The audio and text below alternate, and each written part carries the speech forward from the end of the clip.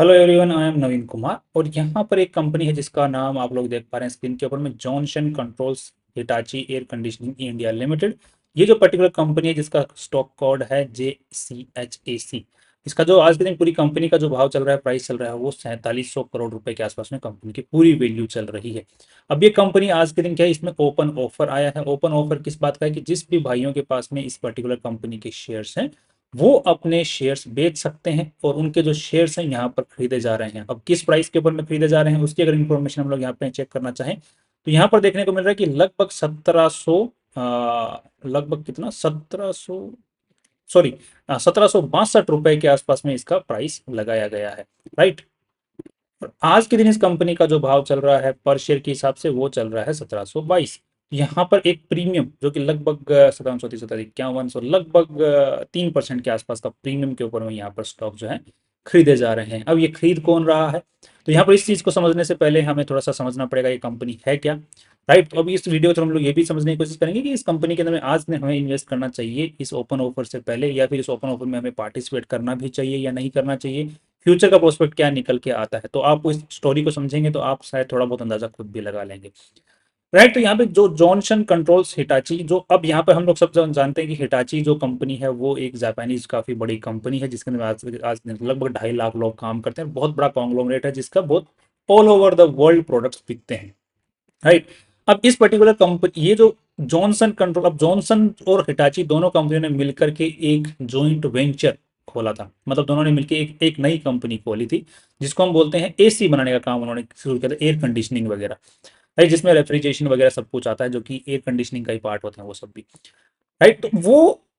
तो वो joint venture जो कंपनी खोली उसका काम था कि ऑल ओवर द वर्ल्ड जो है, जो AC बेचे, एयर कंडीशनिंग के जो प्रोडक्ट्स उनको बेचना है, बट उसी उसी की एक कंपनी जो कि इंडिया के अंदर में बिजनेस को देखती है, वो पर्टिकुलर कंपनी जिसको हम बोलते हैं Johnson controls Hitachi air conditioning India limited, सिर्फ इंडिया के बिजनेस की। ये इंडिया के बिजनेस वाली जो कंपनी है, ये जो है इसको खरीद लिया गया है। अब डायरेक्टली इसको नहीं खरीदा है। अब यहाँ पर हम लोग चेक करने के जाते हैं तो यहाँ पर देखने को मिलता है कि इस पर्टिकुलर कंपनी का 75% के आसपास तो मालिकाना हक सिर्फ जॉनसन कंट्रोल्स के पास में ही है।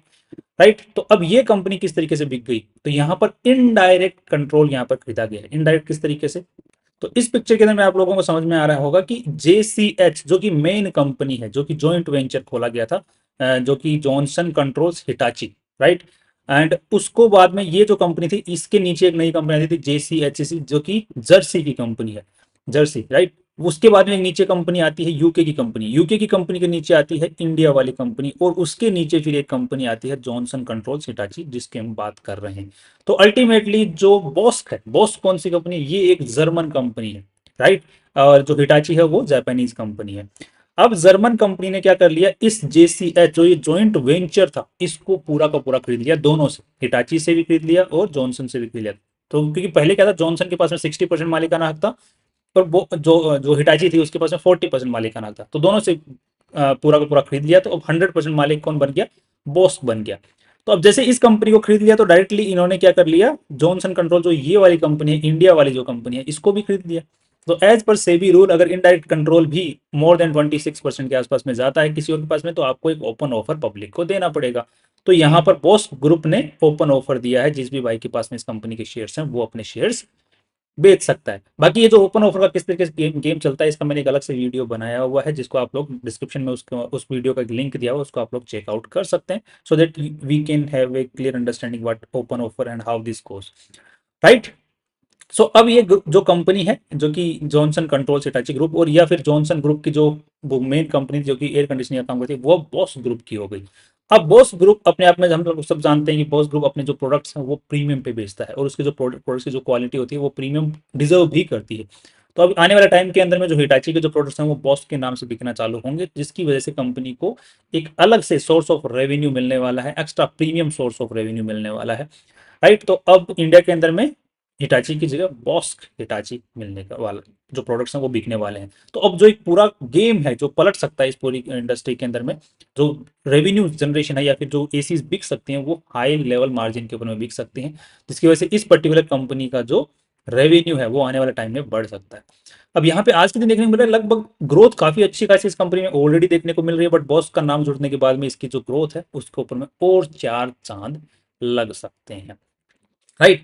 तो अभी क्या है कि ओपन ऑफर का ड्राफ्ट लेटर हुआ है, बट यूजुअली तो काम हो ही गया पूरा का पूरा, अभी सिर्फ ऑफर चल रहा है, तो ऑफर काम कंप्लीट हो जाने वाला है। और ये जो पूरा काम है ये लगभग सितंबर के आसपास में, सितंबर के मंथ में कंप्लीट हो जाने की ऐसी इनकी उम्मीद है। इन्होंने टाइमलाइन दिया है। इस आप इनका जो ओपन ऑफर वाला जो डॉक्यूमेंट है इसको आप लोग रीड कर सकते हैं completely, so that you can have more understanding. बाकी हम बेसिक जनरल चीज़ों की तो हम बात यहाँ पर कर ही लेंगे, क्योंकि अगर हम लोग और डिटेल्स में जाएंगे तो फिर वीडियो बहुत लंबा बन जाता है, और फिर कई भाई लोग बोलते हैं इतने बड़े वीडियो की जरूरत नहीं थी।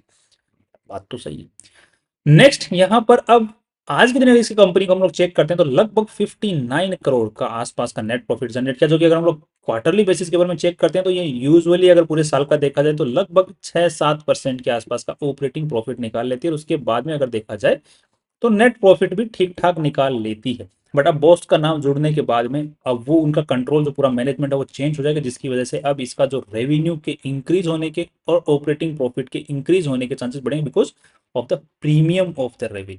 राइट, प्रीमियमाइजेशन का जो होता है ना कि ब्रांड का नाम जुड़ते ही प्रीमियम अपने आप जुड़ जाता है, प्राइस अपने आप इंक्रीज हो जाता है। वो जो चीज़ है वो यहाँ पर इनको देखने को मिल सकती है। नेक्स्ट जिसकी वजह से आई एम होपिंग कि यहाँ पर जो है लगभग ऑपरेटिंग प्रॉफिट 7% के आसपास तक जाने चाहिए, और जो नेट प्रॉफिट है वो लगभग 4% के आसपास तक होने चाहिए, जिसकी वजह से इनके जो नेट प्रॉफिट अगर अगले साल जो है 3,000 करोड़ के आसपास का, जो कि अभी भी ऑलरेडी 2700 करोड़ के आसपास का इन्होंने रेवेन्यू टच किया है, अगले साल हो सकता है 3,000 करोड़ के आसपास का, जो कि इजीली अचीवेबल लग रहा है। तो 3,000 करोड़ का लगभग हम लोग 4% या 5% मान के चलते हैं नेट प्रॉफिट में अगर जाता है तो लगभग वो होता है 150 करोड़ के आसपास में। और 150 करोड़ के अगर हम लोग वैल्यू के हिसाब से यहाँ पर चेक करते हैं तो लगभग जो पी रेशियो निकल के आता है वो 33 के आसपास का निकल के आता है। राइट, तो 33 का पी रेशियो, वो भी इस पर्टिकुलर इंडस्ट्री जो कि एसी एयर कंडीशनिंग के जो एसी वाली जो कंपनियां हैं, इस कंपनी इस सेगमेंट के अंदर जिसके अंदर में वोल्टास आता है। राइट, वोल्टास तो इस पर्टिकुलर इंडस्ट्री का किंग है, तो उसका जो पी रेशियो है वो 65 का है। तो बेसिकली देखा जाए तो इस इंडस्ट्री जो जो क्योंकि बॉस भी अपने आप में एक बड़ी कंपनी है, वोल्टास भी अपने आप में टाटा ग्रुप की कंपनी है, तो ये जो है ये दिग्गज कंपनी आपस में भिड़ेंगे, तो इनका पी रेशियो जो है आसपास में 33 के आसपास में अगर चला जाता है, जो कि हमने अभी सिनेरियो देखा है, सिनेरियो बनाया है जिसमें 4% के आसपास 4-5% के आसपास में नेट प्रॉफिट निकाल ले उस सिनेरियो के हिसाब से, तो पी रेशियो 33-40 के आसपास में जा सकता है, जो कि अगेन एक पॉजिटिव इंडिकेशन है इस पर्टिकुलर कंपनी के लिए कि यहाँ से ये कंपनी का जो स्टॉक है ऊपर उठ सकता है। नेक्स्ट यहाँ पर ये कंपनी ये भी चाह रही है कि इस पर्टिकुलर कंपनी का 100% ये स्टेक जो है वो ले लें, जिसकी वजह से आने वाले टाइम के अंदर में ये ओपन ऑफर अभी निकाला है, और ओपन ऑफर के बाद में हो सकता है कि इनकी जो जो बॉस ग्रुप है उसके पास में 90% से ऊपर की शेयर होल्डिंग इस कंपनी की हो जाए, तो हो सकता है कि वो डीलिस्ट करवा लें फ्यूचर के अंदर में। पॉसिबिलिटी यहाँ पर है, अगर वो डीलिस्ट नहीं करवाते हैं तो आई एम होपिंग कि यहाँ पर एक अच्छा खासा जो है अपवर्ड मूवमेंट देखने को मिल सकता है इस पर्टिकुलर कंपनी के अंदर में, because of this open offer and boss का नाम जोड़ने की वजह से। बाकी आप अगर मेरी राय से सहमत होते हैं कि हाँ ये चीज़ हो सकती है, तो आप इसमें अपना और डिटेल एनालिसिस कर सकते हैं अपने हिसाब से। बाकी ये मेरा प्रीमियम व्यू है कि यहाँ से इस पर्टिकुलर स्टॉक के अंदर में थोड़ा बहुत जो व्यू है, जो जो मतलब एक रिस्क लिया जा सकता है, अगर वो अगर रिस्क आप लेते भी हैं तो 1% ज़्यादा के पोर्टफोलियो का रिस्क ना लें। अगर आपको आपके एनालिसिस आपको फाइनेंशियल एडवाइजर ये चीज़ राय देता है कि हाँ लिया जा सकता है तो ही लें, अदरवाइज 1% की भी ना लें। That's all my view is about this company. बाकी आपको अगर इसके जो जो ओपन ऑफर आया है उसमें पार्टिसिपेट करना है या नहीं करना, बिकॉज 3% का यहाँ पर आपको गैप देखने को मिल रहा है, तो मुझे नहीं लगता कि ओपन ऑफर में ज़्यादा पार्टिसिपेशन की जरूरत है नहीं। मुझे लग रहा है कि इसको होल्ड करके रखने में ज़्यादा प्रॉफिटेबल मुझे नजर आता है फ्यूचर एस्पेक्ट को देखते हुए, जो कि फ्यूचर पोटेंशियल को देखते हुए। बट ध्यान रखना ये कंपनी सिर्फ इंडिया के बिजनेस को ही कैटर करती है, इंडिया के बाहर जो एयर कंडीशनिंग जो बिजनेस है उसको कैटर नहीं करती। Right, that's all from my view. That's कल फिर मिलते हैं इंपॉर्टेंट वीडियो के साथ में। Finally see you tomorrow.